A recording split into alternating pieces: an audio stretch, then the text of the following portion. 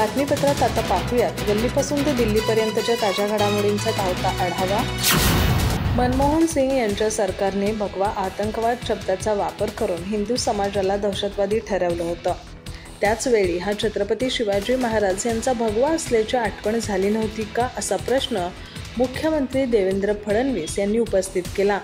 माजी मुख्यमंत्री पृथ्वीराज चव्हाण यांनी भगवा आतंकवाद शब्द न वापरता सनातनी आतंकवाद असा शब्द वापरण्याचा उल्लेख केला होता। यावरून मुख्यमंत्र्यांनी काँग्रेस पक्षाला फटकारला आहे।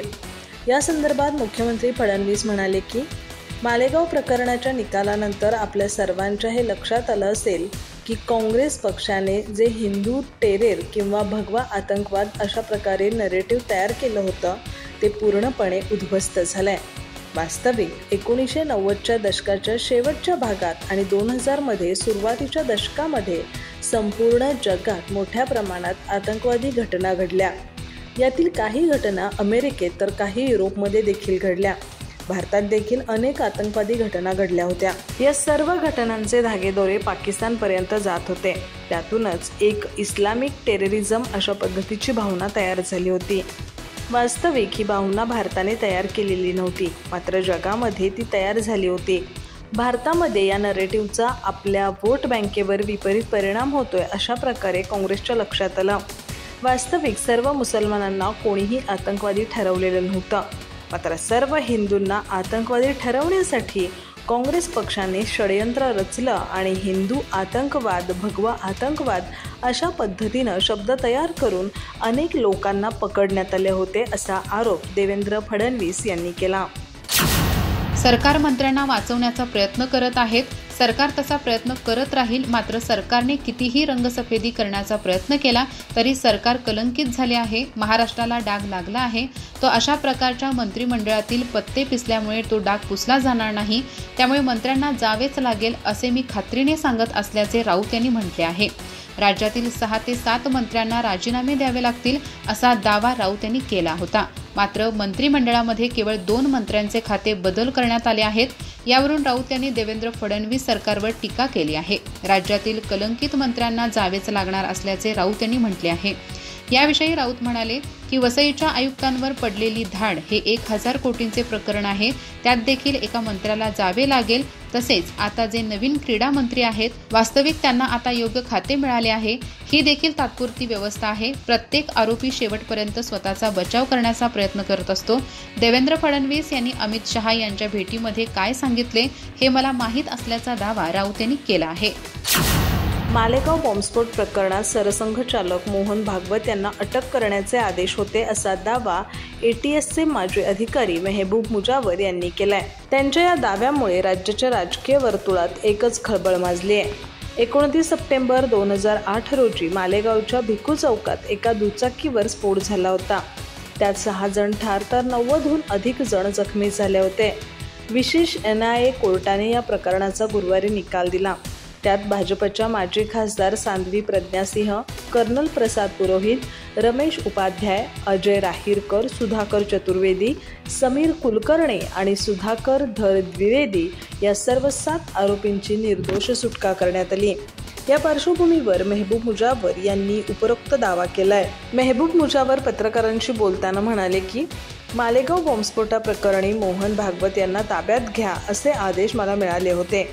हिंदू दहशतवाद ही थेअरी पूर्णतः खोटी होती। भागवत यांना पकडून हा स्फोट हिंदू दहशतवाद असल्याचं सिद्ध करायचं होतं।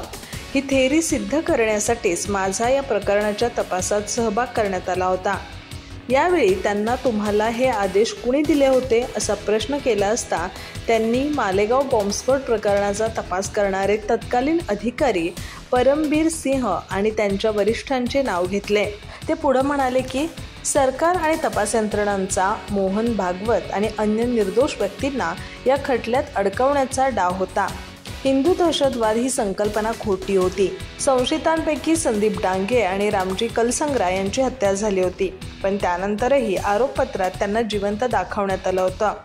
ते मृत असतानाही मला त्यांचे लोकेशन ट्रेस करण्याचे आदेश दिले होते, पण मी या गोष्टींचा विरोध केला, चुकीचं काम करण्यास नकार दिला। त्यामुळे माझ्यावर खोटे गुन्हे दाखल करण्यात आले, पण मी निर्दोष सुटलो। आता तत्कालीन केंद्रीय गृहमंत्री सुशीलकुमार शिंदे यांनी समोर येऊन हिंदू दहशतवाद ही थेअरी प्रत्यक्षात होती का हे सांगायला हवं. वंचित बहुजन आघाडीचे अध्यक्ष प्रकाश आंबेडकर यांनी मालेगाव बॉम्बस्फोट प्रकरणात विशेष NIA न्यायालयाने दिलेल्या निर्णयावर संशय व्यक्त केला आहे. प्रस्तुत प्रकरणात कुणीच दोषी नसेल तर मग 6 जणांचा बळी कुणी घेतला असा खडा सवाल त्यांनी या प्रकरणी उपस्थित केला आहे. आंबेडकरांनी या संदर्भात NIA अर्थात राष्ट्रीय तपास यंत्रणेने बदललेल्या भूमिकेवरही बोट ठेवले आहे. 29 सप्टेंबर 2008 रोजी मालेगावच्या भिकू चौकात एका दुचाकीवर स्फोट झाला होता. त्यात 6 जण ठार तर 90हून अधिक जण जखमी झाले होते. विशेष NIA कोर्टाने या प्रकरणाचा गुरुवारी निकाल दिला. त्यात भाजपच्या माजी खासदार सांध्वी प्रज्ञासिंह, कर्नल प्रसाद पुरोहित, रमेश उपाध्याय, अजय राहिरकर, सुधाकर चतुर्वेदी, समीर कुलकर्णी व सुधाकर धर द्विवेदी या सर्व 7 आरोपींची निर्दोष सुटका करण्यात आली. या पार्श्वभूमीवर प्रकाश आंबेडकर यांनी शुक्रवारी ट्विटरद्वारे उपरोक्त सवाल केला आहे. प्रकाश आंबेडकर म्हणाले की मालेगाव बॉम्बस्फोट प्रकरणात कुणीच दोषी नसेल तर या प्रकरणी बॉम्बस्फोटाचा कट कुणी रचला व ते स्फोट कुणी घडवले, 6 जणांची हत्या कुणी केली, NIAने तपास सुरू असताना आपली भूमिका का बदलली या प्रश्नांची उत्तरे मिळत नाहीत तोपर्यंत सत्य कधीच बाहेर येणार नाही. दिवंगत IPS हेमंत करकरे यांच्या नेतृत्वातील दहशतवाद विरोधी पथकाने ATSने सुरू केलेल्या तपासाचे दस्तऐवज कुठे आहेत? या प्रकरणाचा तपास एका अस्तित्वात असलेल्या सिद्धांतावर सुरू असताना NIAने नवीन तपास का सुरू केला हे NIA सांगेल का? आरोपींच्या बैठकीची माहिती असलेल्या काही सेवारत लष्करी अधिकाऱ्यांसह बहुतांश साक्षीदार अखेर न्यायालयात का उलटले? हे साक्षीदार सुरुवातीला खोटे बोलत असतील तर सरकारी वकिलांनी त्यांच्यापैकी कुणावरही खोटी साक्ष दिल्याचा आरोप का लावला नाही? अशा विविध प्रश्नांची सरबत्ती आंबेडकरांनी या प्रकरणी केली आहे.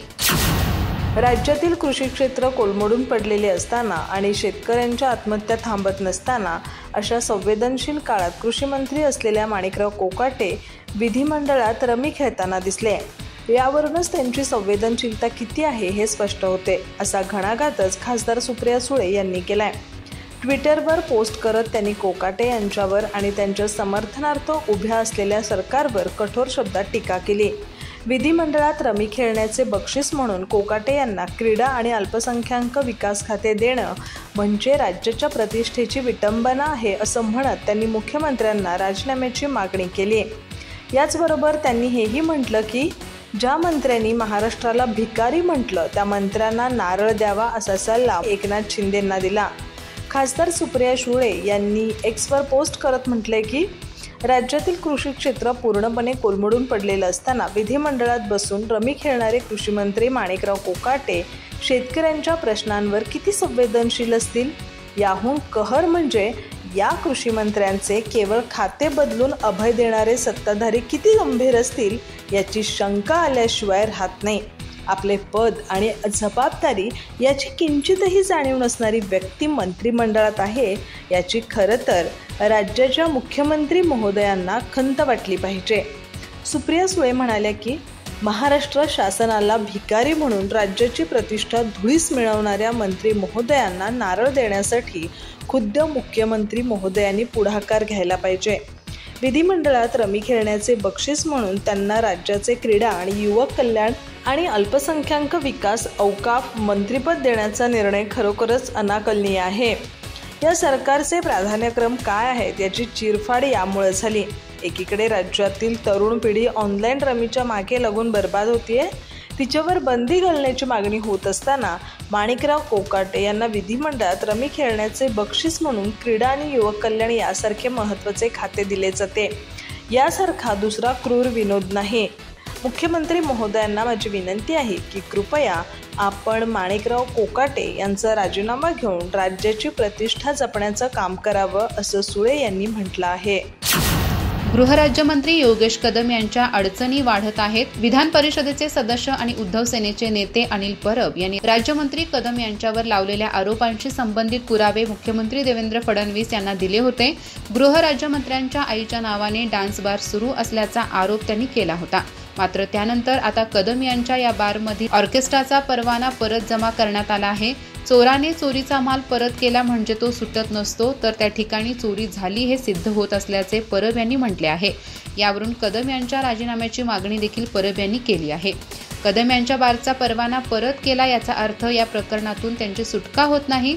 परवाना परत केला म्हणजेच त्यांच्या बारमध्ये अवैध काम चालू होते हे त्यांनी मान्य केले आहे. जर त्यांच्याकडे वैध काम चालू असते तर त्यांनी परवाना परत केल्याचे काय कारण होते असा प्रश्न परब यांनी विचारला आहे. माझ्याकडे ऑर्केस्ट्रा चालतो असे सुरुवातीपासून ते सांगत होते. जर व्यवस्थित कायद्याच्या आधारे काम चालू होते तर त्यांनी परवाना का परत केला असा प्रश्न परब यांनी विचारला आहे.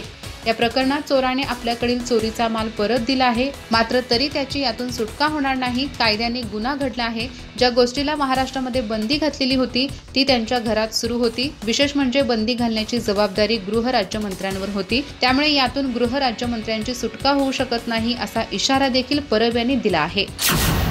भाजप आणि शिंदे गटासोबत सत्ता स्थापनेनंतर अजित पवारांनी मला कृषी खाते घेण्यासाठी आग्रह केला होता.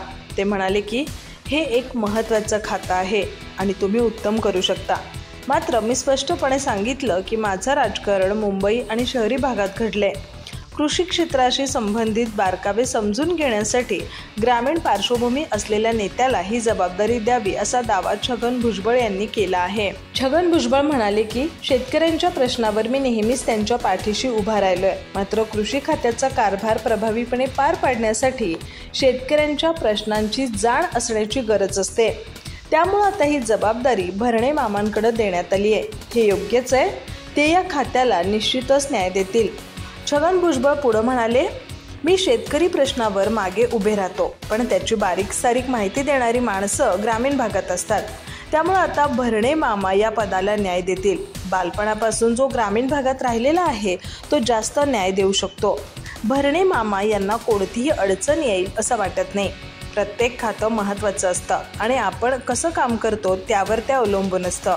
राज्य विधिमंडळात ऑनलाईन रमी खेळून वादाच्या भोवऱ्यात सापडलेल्या माणिकराव कोकाटे यांची अखेर कृषी मंत्रीपदावरून उचलबांगडी करण्यात आली आहे. त्यांच्या जागी नवे कृषी मंत्री दत्तात्रय भरणे यांची नियुक्ती करण्यात आली आहे. तर भरणे यांच्याकडील क्रीडा आणि युवक कल्याण मंत्रालयाचा कारभार कोकाटेंकडे सुपूर्द करण्यात आला आहे. गुरुवारी रात्री उशिरा यासंबंधीची अधिसूचना जारी करण्यात आली. दरम्यान अजित पवारांनी यावेळी स्वतः कोकाटेंची उचलबांगडी केली. त्यामुळे या कारवाईचं श्रेय फडणवीसांकडे न जाता त्यांच्याकडेच राहिलं. राज्यातील राजकारण तापले असताना राष्ट्रवादी काँग्रेस शरदचंद्र पवार पक्षाचे ज्येष्ठ नेते जयंत पाटील यांनी स्वपक्षातील पदाधिकारी आणि कार्यकर्त्यांना अत्यंत आक्रमक भाषेत इशारा दिला आहे. ज्यांना सत्ताधाऱ्यांच्या पक्षात जायचे आहे त्यांनी आत्ताच जावे, पण ऐन निवडणुकीच्या वेळी जाऊन कोंडी करायचा प्रयत्न करू नका, अन्यथा मी मोकळाच आहे, बसून तुमचा कार्यक्रम लावीन अशा कठोर शब्दात त्यांनी स्वकीयांना दम भरला आहे. त्यांच्या या भूमिकेने महायुतीच्या नेत्यांसह पक्षातून बाहेर पडण्याच्या तयारीत असलेल्यांमध्येही खळबळ उडाली आहे. जयंत पाटील म्हणाले, मंत्रिमंडळातील सहकाऱ्यांनी ज्या चुका केल्या त्या मान्य आहेत असे मुख्यमंत्र्यांनी यातून महाराष्ट्रातील लोकांना सांगितले आहे. कोण कुठल्या खात्याचा मंत्री याला फार महत्त्व नसते, पण लोकांना आक्षेपार्ह वाटेल अशा गोष्टी माननीय मुख्यमंत्री यांनी करणे म्हणजे याचा अर्थ त्यांना या गोष्टी मान्य केल्या आहेत असे म्हणत त्यांनी महायुतीच्या सरकारवर अप्रत्यक्ष टीका केली. जयंत पाटील म्हणाले, ज्यांना थांबायचे आहे ते थांबतील, बाकीचे जातील, पण थोडं थांबा आणि बघा पुढे काय होतंय असा थेट इशारा पक्ष फोडणाऱ्यांना आणि जाणाऱ्यांना दिला आहे. पक्षातील अनेक जण सत्ताधाऱ्यांच्या संपर्कात असल्याच्या चर्चांवर त्यांनी स्पष्ट भूमिका घेतली. ते म्हणाले की ज्यांना जायचे आहे त्यांनी आताच पक्ष सोडून जावे. महापालिका निवडणुकीच्या वेळी जर कोणी पक्ष सोडला तर त्यांचा कार्यक्रम करू.